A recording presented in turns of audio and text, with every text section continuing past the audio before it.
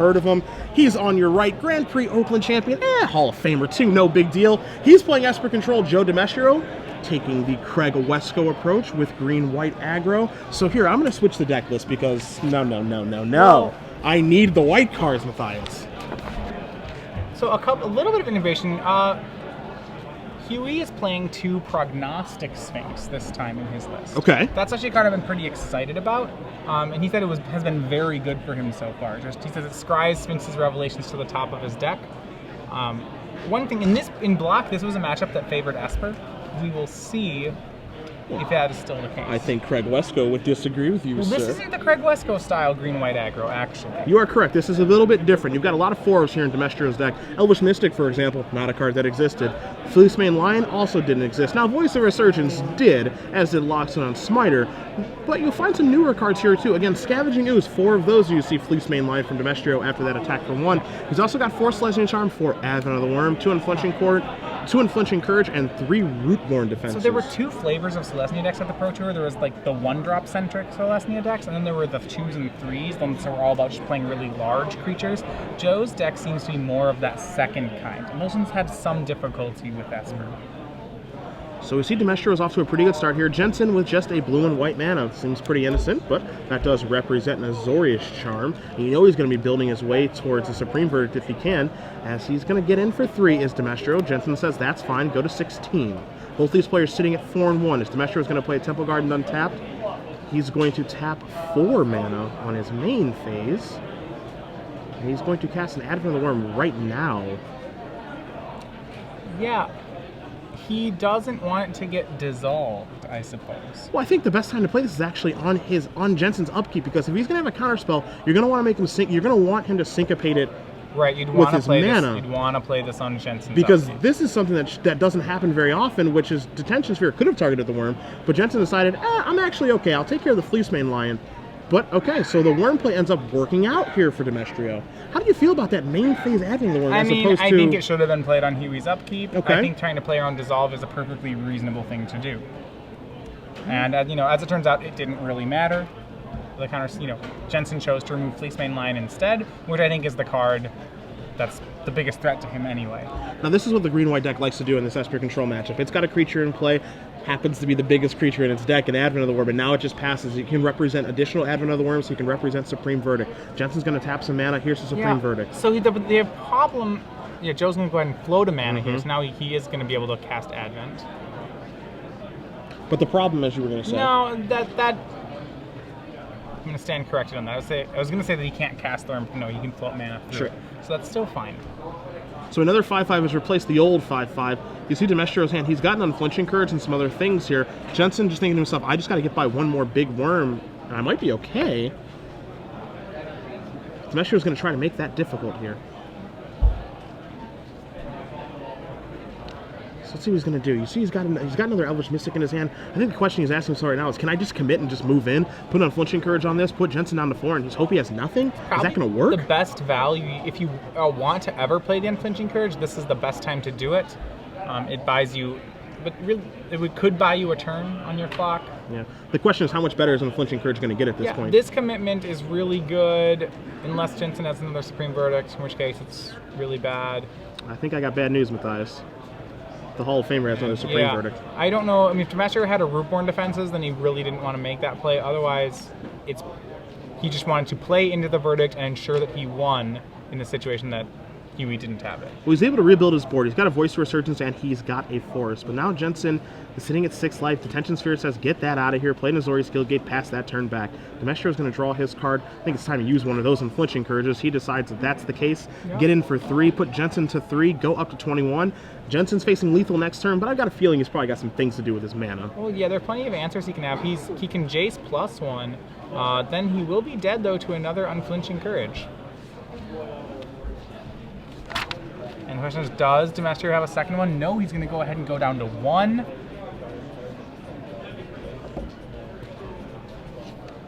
And, yep, so that's only a 2/3 Elvish Mystic. Puts Jensen to 1. But remember, Demestrio, with 4 lands, 1 card left. 1 is actually a 5.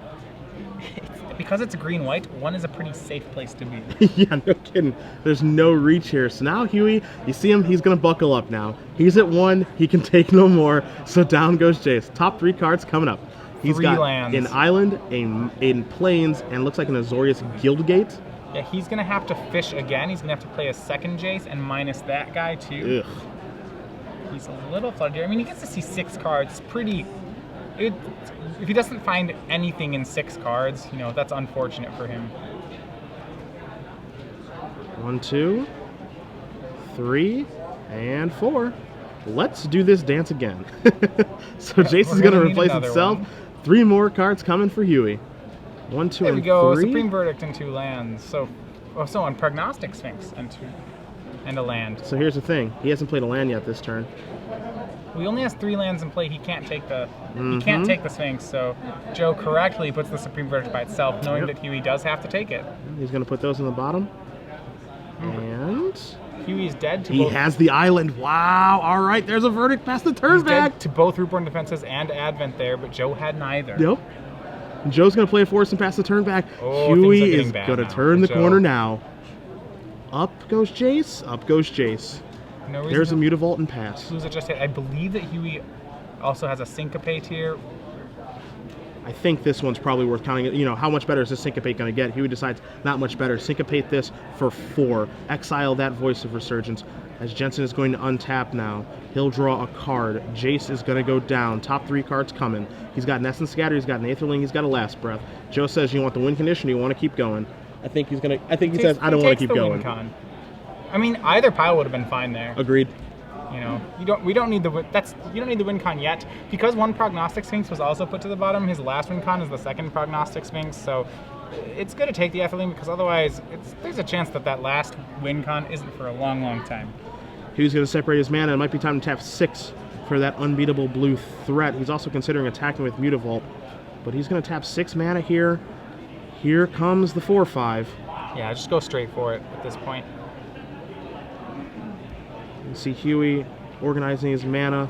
Gonna play an Azorius Guildgate. He's gonna pass the turn back. Demestrio draws a card for the turn. It looks like another Voice. It's a little bit outclassed now. Yep, Huey has that 8 damage machine online with Aetherling. Number 1 Revelation, which Huey's playing all 4, will seal this game. Island the draw step. Jace ready to tick up to 2. Gonna tap mana on his own turn to cast Last Breath, of course, so the trigger does not happen with the Voice. Yeah, and Last Breath is a great answer to Voice of Resurgence right now. Really clean. Really just good, clean answer. I also like the fact that Huey has the opportunity in his blue-white control deck to be able to activate Mutavault and then target his own Mutavault Last Breath to be able to gain life if he needs to. It's a fun little interaction. He's going to come across 4/8 with Aetherling. We'll see if we're going to blink it out. We are. Make it go away, make it come back, and Joe, it's going to be your play. Yeah, he does that blink just in case Joe had an Advent of the Worm in hand. Joe does an experiment one, but this game is all but over. It looks like he's fallen 1 point short of the win. But Huey's at 1. He's experiment 1. Yeah. What do you mean? And Jensen just drew Sphinx's Revelation, which no. he has quite a few lands. Yeah, that's one of those things when he doesn't attack there. If you stop and think about that, if you're Joe, you're just like, oh, I know what that means. Yeah. Oh no. So lights out, Guerrilla Radio. Yeah. Why didn't you attack? Did you? Oh, okay. Huey wins game number 1 over against Demestrio. Blue-white control up again against green-white aggro. Huey can breathe a sigh of relief. Joe saying, "I got you to 1, but 1's not none." All right. So looking through their sideboards, these are 2 decks that that are very much expected in the new format. As much as you can sideboard in the dark, I think you would in this matchup. Jensen is playing Last Breath. He also has 2 Celestial Flares, and he has a Ratchet Bomb, all of which you may see in this matchup. Ratchet Bomb's pretty good against all the tokens that Joe creates. He also has 2 Glare of Heresies. That's the white hate card, which actually has been getting a lot of hype right now. Now that one's a sorcery or an instant? It's a sorcery, okay. I believe. I'm pretty sure it's a sorcery as well. We'll bring it up at some point, especially if it does come up, but I'm fairly sure that Glare Heresy, sorcery, exile target white exiles permanent. target white permanent. Actually has been a pretty fun to into a lot of sideboards. I think it's got a lot of hype out of the new set. A lot of targets in the Demestrio's deck for that card, too. Absolutely. You see Fleece Mainline, you see Voice of Resurgence, you see Loxodon Smiter. We keep going down here. Those are the only ones, but those are worth killing. One thing the new set has brought us is that there's a fair number of ways now that blue-white control deck can interact with Voice of Resurgence. It's still a great card against Huey's deck. But I don't think, in black it was almost unbeatable against his deck. It was just the best card in the matchup. It does create a certain tension there. We take a look at Demestrio's sideboard here. He got Huey down to 1. He wants to get him a 0 this time. So what can he do to board in? He's got an additional Rootborn defenses. That means he'll have 4 after sideboard, which I like a lot. He's got 4 Mistcutter Hydras. Mistcutter Hydra is this new X green Hydra that's really good against control decks. Well, it's good against blue. I kind of like the design of it. People were saying, why does it have to be uncounterable and protection from blue? And I was like, well, I mean, it's kind of just a kick in the face when you say, if you make a pro blue and then let them counter it, you're just like, that's not actually protection from blue. So this card can't be answered by blue. It's a hasty Hydra. It's not very mana efficient, so it's not going to be much bigger ever than 3/3 in Demestrio's deck. He's going to need to make it a 3/3 so it can play around Last Breath. Yep. But that said, there are only so many ways he can interact with it. He has to Supreme Verdict it for the most part. As an aggressive player, I know my heart breathes a sigh of relief when you have something that cannot be Azorius Charmed. So that's not something to overlook. Yeah, so it can't be Azorius Charmed. It has to be answered by Ratchet Bomb, which actually is a pretty good answer to it. Yeah, actually Ratchet really, Bomb's really a great nice answer. It can be Celestial Flared. It can be Supreme Verdicted, and that's about it. Take a look at the other cards here. Sundering Growth, he could sideboard one of those in. 1 to populate, 2 to take care of detention spheres, if Demestrio wants to board that in. But, it is... There will be a lot of cases, I think, where that card will be stuck in his hand. He has a Scion of V2 Ghazi, which is more for the green-white mirror. He's got a Mending Touch, regenerate target creature, which I actually like. Probably for this matchup, though, I'm a little... Maybe he just wanted a 5th Rootborn defense. Yeah, I mean, that's a card that we saw on the sideboard of Bant Hexproof decks, to be able to keep their Geist of St. Trapped alive against these Supreme Verdict decks. And then he's got 1 V2 Ghazi Guildmage again, which I think is a card that is a trump card in the green-white mirror, but not so much for this matchup. All right. Yeah, the V2 Ghazi Guildmage, I think it's that 4-mana populate that makes it so good in the green-white mirror. You can board it in here because it's a card that has to be answered. It can create an army by itself. I don't think games go so late that will actually happen in this matchup. I don't think he'll bring it in. The longer the game goes, the worse it is for Demestrio, right? Right. I mean, it does give him some action when the game goes late. When the game goes late, the problem is that Jensen will cast Sphinx's Revelation, and then it doesn't really matter what Demestrio is doing. All right, so Demestrio is going to be on the play for this particular game. If you guys are just joining us, Cedric Phillips, Matthias Hunt here in the booth. Star City Games Open Series has made it to Worcester, Massachusetts. If you guys do want to join in with us at SCG Live, hashtag SCGWOR on Twitter for your tweets. We'll be recognizing them all day. We do appreciate Michael Hatcher for his tweet last round. We'll be checking them all day long, and this new standard format is going to begin to unveil itself right before Pro Tour Dublin takes place. And we'll see what the best decks are leading into that tournament. So far, green-white aggro, we knew this would be on the map. We knew that Esper and blue-white control would be a thing as well. And Huey Jensen just barely hung on there in game number 1 against Joe Demestrio. Green-white aggro was the deck that won the Pro Tour. And on top of that, it's gotten 2 great additions since the Pro Tour. It's gotten Scavenging Ooze and Fleecemane Lion. The deck looks really formidable. It doesn't have to run... Its curve is now so low. The only 3-drop in Joe's deck is Smiter. Outside of that, he's just playing Elvish Mystic, Experiment 1, Scavenging Ooze, Voice, and Fleecemane Lion, and a bunch of tricks. So the lowering of the curve of the deck, I think makes it very competitive against really any of the other aggro decks. Okay, I'm with you. I can't disagree. Its creatures are very efficient. They're all very powerful.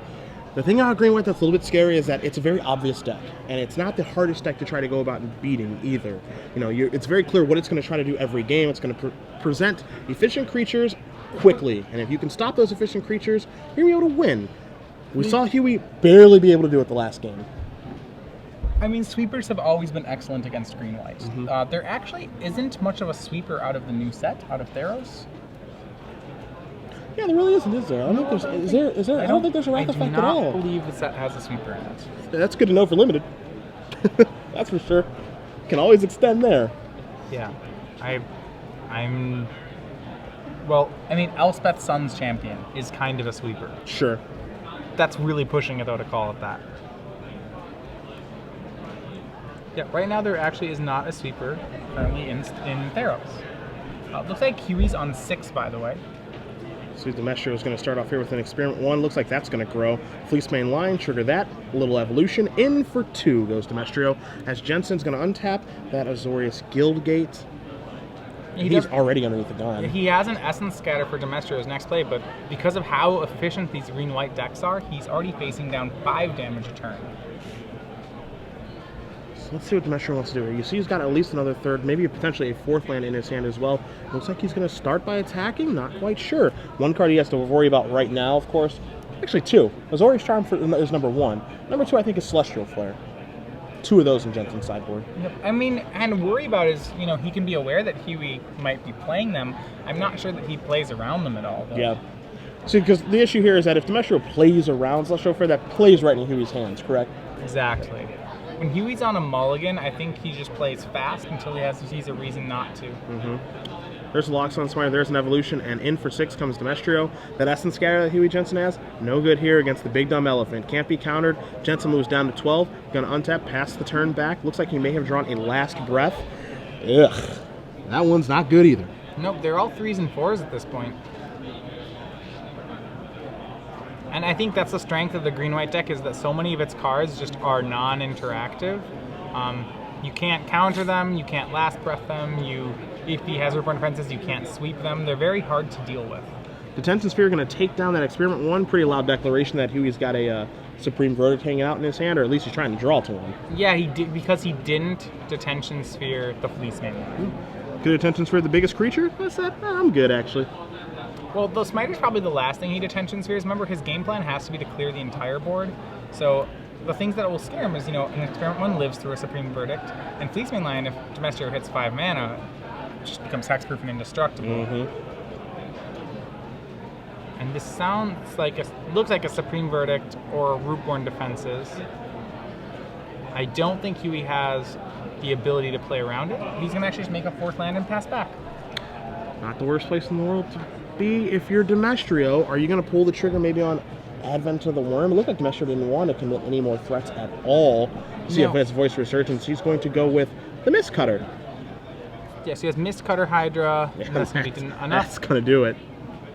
So Demestrio is going to tie things up here 1-1 as we're going to move to a 3rd and final game. See if either player is going to go back to the sideboard. You see Demestrio is going to take a look, and Jensen will take another look as well. And while those players do that, here's the question I have for you, Matthias, because this is kind of a scary thing when you're playing a control deck. It seems like the aggressive decks in this format, which right now are green, white, and mono red, we don't know what other ones are going to crop up, they force the control player to have Supreme Verdict almost to a situation where it's Supreme Verdict or bust. I mean, that is definitely one of the things they do. The cards are so efficient right now, and I mean, what Joe has post-board 8 cards that say can't be countered on them. That draw's really hard to deal with. I don't know if you have something that deals with it particularly.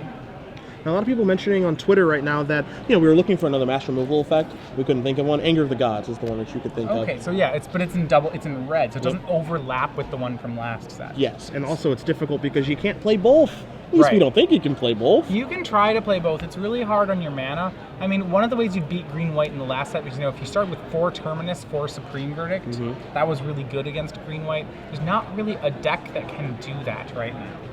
The other issue as well, there's not a deck that can really play that many master rule effects, but also there's a trade-off with Anger of the Gods, right? Where, it's really, really good, I agree, but, those Loxodon Smiter draws, that can really just counteract one. How much would have it helped? We saw a board of a 3/3 Experiment 1, a 4/4 Smiter, and a 3/3 Fleece main line. Anger would have gotten the Fleece main line and turned the Experiment 1 into a 1/1. Which clearly could have re-evolved at that point, and then you're fully aware that if the Anger of the Gods resolved, you can just recommit your threats because you don't have to worry about them all dying because there's no Supreme Verdict coming. Right, because yeah. There could be another Anger, of course, but there's no Supreme Verdict that just says, they're all out of here. Yeah, and even then there are Rootborn Defenses in your deck. So you're right, you can play Anger, but Anger's not even a hard sweeper against this deck. It's a difficult situation to be in, and I think that's for control mages, and of course, again, the Pro Tour's coming up in a couple of weeks here, guys, and, we're in week 1 of this constructed format. Everyone's trying to figure out exactly the best builds of these decks. Control decks are really, really hard to build right now because everyone's going from the shell from Dragon Maze, and And it's, you know, that's a great place to start, but you have to move past that. And I can't wait to see what happens when great control players really get their hands on these control decks moving forward. I mean, everyone knew that green-white aggro was going to be a great deck coming out of the gates. It's got, as we saw from Joe, it's got some draws that control really can't answer, and it also has a great mono-red matchup. You know, red cannot, typically red aggro decks just really struggle against green-white creatures. So it's already got good matchups. I mean, it's got a passable matchup against control and a great matchup against red. So I think going into this tournament, people knew it would be a really strong deck. We don't know how strong it's going to be. You know, no one's actually just metagaming to beat it yet. Yeah. Green-white is a deck, I think, that if you really do want to beat green-white, I don't think it's the hardest thing in the world to do. There are cards like Lifebane Zombie that do exist in this format. Yeah, that's for sure. So it looks like Joe's going to take a mulligan down to 6. Jensen happy with his 7. And again, Huey is going to be on the play, as we are being told right now on Twitter that there's also Merciless Eviction, which has the upside of getting rid of Monstrous. But we're looking at a 6-mana Wrath. It was a sweeper in block as well, so that's another one you can play. These games don't go long enough for that to count right now. It's fine as a secondary sweeper. So like what we were seeing, if you want to play more Wraths, so if Huey has the turn 4 Supreme Verdict, the thing about this matchup is he usually needs another Supreme Verdict really fast. And in that sense, Merciless Eviction is great at being your follow-up sweeper. So you can Verdict and then Merciless Eviction, but it can't be your first sweeper. That's not going to be, especially when you consider that there's those mono-red decks, which are even faster than green-white. Merciless Eviction can't be your first sweeper in those matchups. Yeah. You're just going to be dead in the water. Yeah, it's you're just not so going to make scary. it to turn 6. Ratchet Bomb is probably stands a better chance of being an early sweeper against red, but the Ratchet Bomb is really poor against green-white. Yeah, you know, there's like this trade-off, right? Again, where, you know, which one do you want to beat if you're a control deck? Do you want to beat mono-red or do you want to beat green-white? Because you might not be able to do both. And then there's also, all right, you want to be this control deck that beats mono-red. Well, is your matchup in the mirror going to be good? Exactly. Can you do it all? Can you slice and dice? I'm not convinced that you can. But again, people are going right towards blue-white, and they're going right towards Esper. Maybe blue-red has something that people aren't really thinking of. It does have a card drawing spell now in Steam Augury. It does have a card like Is It Charm, which can line up correctly against certain decks, and some other removal spells. Don't quite know yet. And the card we haven't even seen yet is Mizzium Mortars, which lines up well against all of those decks. And Mizzium Mortars saw a lot of play in block constructed, basically because it actually is still a 2-mana kill spell. Some of these other things like Magma Jet is a card that I'm not actually sure it's going to be great this time around, mainly because 2 damage just doesn't kill a creature anymore. 2 damage gets laughed at nowadays. If there were a Magma Jet here, for example, as Jensen's going to cycle that Azorius Charm in response to Voice of Resurgence, so no elemental trigger happens. We're going to see probably Detention Sphere get that out of here. Detention Sphere, a very important removal spell for this blue-white strategies. Yeah, Joe with no 3rd land, he has boarded in this Mending Touch and has a pair of Advent of the Worms. But without a 3rd land, things are going to be difficult. The fact that Joe was not able to apply a lot of pressure meant that Huey had the chance to make this Jace right now.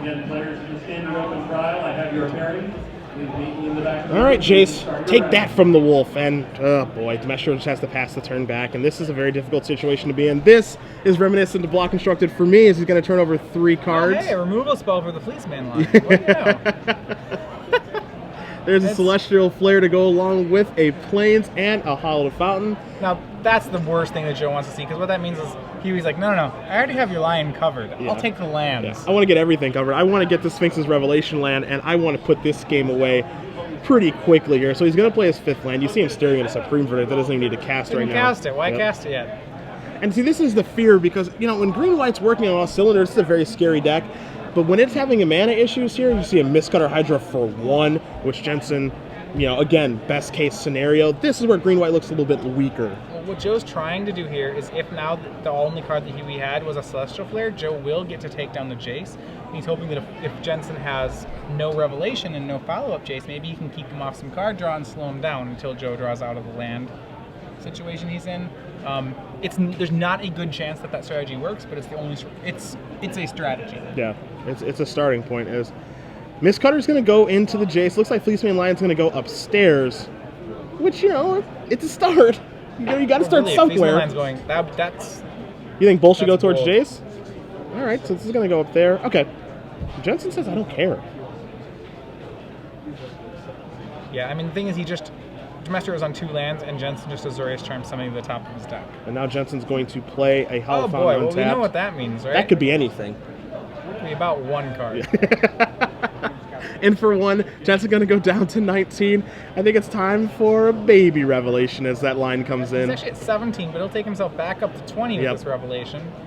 So baby rev. That's the one thing. Untapped shocked land go. We're like, oh great. The draws there were Plains, Attention Sphere, Celestial Flare for Huey. He's going to draw Plains for his turn as well. Plenty of cards in hand. Might cash in one of these Supreme Verdicts if he deems it necessary right now. Hall of Famer right now in the driver's seat. And I think he's looking at that Supreme Verdict. I like here, it's just take my 2 for 1, move on. Even though he's at 20, it just says, take my 2 for 1, let's keep going. He resolved the revelation for 3. Yep. He doesn't need to get more card advantage at this point. He has another revelation in his hand. Yep. He can take 1 for 1s, and that'll be fine. See, Glare of Heresy drawn for the turn. I think probably worth cashing in and take care of the Fleece main line. Little 1 for 1 action. Exile that bad boy. Could have saved it for a Voice of Resurgence, but no need as you see the Glare. Whatever is fine. You know, just 1 for 1. Just keep making 1 for 1s. And there is a voice off the top there for Demestrio. Jensen says, it's kind of awkward, but okay, no big deal. And Jensen's playing this game the way I really like it. He's not even though he could cast that Revelation for 5 or for 6, he's not doing it. He's just making lands. He's not going to cast that Revelation until Joe does something. Yeah, until it's for the full amount and until he's given a reason to. He can just keep 1 for 1ing and then just say, boom, Revelation, and just bury him. The only thing better than the Sphinx's Revelation is the Sphinx's Revelation you never have to cast. Demestrio draws another card. It is not a land. He has a Sundering Growth in his hand. Looks like he's going to just cast that on his turn to try to destroy one of these Attention Spheres. Yeah, he's doing that rather than casting it on William's turn because pretty much making Huey spend mana doesn't particularly matter. And Jensen says, how about a Revelation for 6 in response? Yeah, this way also Joe doesn't have to discard. So Attention Sphere comes back. Voice of Resurgence back out. Here you see Jensen drew a dissolve, among other cards. The world is his oyster right now as he takes his untapped step and draws a card. I mean, he's up 9-2 on lands. That's huge. That's really hard to come back from. But we said before that the mana screwed opponent beats the mana flooded one. What? Are we lying to the people? Number of cards in their hand. Because usually the mana flooded player has less cards in his hand. But Huey has more cards. Jace Architect of Thought going to come in, going to tick up to 5, so -1, -0 when that Voice of Resurgence inevitably gets into the red zone. There's a Mutavault for Jensen's land drop. You're going to see him discard 2 lands, kick it back to Demestrio, who draws a card, and it does not look to be a land yet again. In comes the Voice towards the Jace. This game's going to go as long as Joe wants it to go. How long can he hold on? Is that the question? I mean, Huey's going to block with Mutavault. Joe will cast Mending Touch. He'll probably let that resolve, because why not? Huey gives it a rather sarcastic thumbs up. That's fine with me. There's an Experiment 1. Going to pass the turn back. Is it worth an Essence Scatter? So it regenerated. So what ended up happening here is that he attacked the Jace. Mutavault got activated to block. The Voice is a 1/2 because of the Jace Cumberstone effect. Right, it's a 1/2. Yeah. Okay. So he actually has to use the Mending Touch to make sure that the Voice does live. So Joe kind of forgot it was a 1/2? Yeah, I mean, he was just attacking the Jace anyway. Yeah. So, I think he may have forgotten. I mean, it's unfortunately kind of hopeless for Joe at this point. I mean, like I said, this game's going to go as long as Joe wants it to go. Yeah. Jensen going to play the Attention Sphere on the Voice and pass the turn back. You see the Mutavault out there ready to play defense. Joe still hasn't drawn a 3rd land. The lands are now 2 to 2 million. That's what it looks like. 2 to 11 in Jensen's favor. Now 2 to 12. Jensen says, let's tick this on down. Where's my Aetherling? I just want to get this game over with. Dissolve Versus is the choice of the day for Jensen. Dissolve's going to go to the Grip. Might as well. Another counter spell with all those lands in play. Play an island, kick it back. No. Joe put in place like, it's got to be a land. And it was a land, and then his deck taunts him by giving him a quite Guild Gate. yet, Mr. Demestrio. You cannot play Magic just yet. You must wait another turn. Jensen moves an Azorius Charm. He's going to cycle that. Again, he's just looking for a win condition at this point. Draws an another island. land. He's in danger of missing his land drop that turn. That's not even being sarcastic. You actually don't want to miss your land drop. Land drops are the best. Hey, well, here's Jace to help that out. Hey, there's 2 of them, and a Supreme Verdict. I'd take the 2 lands. Unfortunately, I know you're not being sarcastic. Why? Lands are sweet. Lands are kind of sweet. So are Wrath of Gods. He already has like 2 of them in his hand. Okay, he can have a third. How about it a doesn't third matter one? what he takes, but I don't know. That's fine. They're all the same. Island gonna come on in. I don't think there's a decision that Huey can make that loses him this game. It's gonna be a tough he'd one. have to make a lot of really subpar decisions. That's right. probably... Yeah, so wait, he took the Supreme Verdict and then he discarded it? Yeah. That's just a taunt. Yeah. I take nothing. You see Demestrio does draw a Plains. He is going to cast a Loxodon Smiter and evolve that Experiment 1. Sure. Watch So, out. Here comes the aggro. 2/2 Experiment. Let's see what Jensen drew for the turn. That was Etherland. You see he's going to count all of his lands, and that was the 4/5. Up goes the Jace. Here comes the Glare. Get the Smiter out of here, says Jensen. He's going to move the Mutavault back to the mana row, tap 6 lands, and now a 4/5 surprise. Deftly, he's left up only blue mana. Yes. So Joe will need 6 kill spells for the Etherling to get it, as Huey has 5 blue up. Which is not actually a thing, that he doesn't even play 6 kill spells in his deck.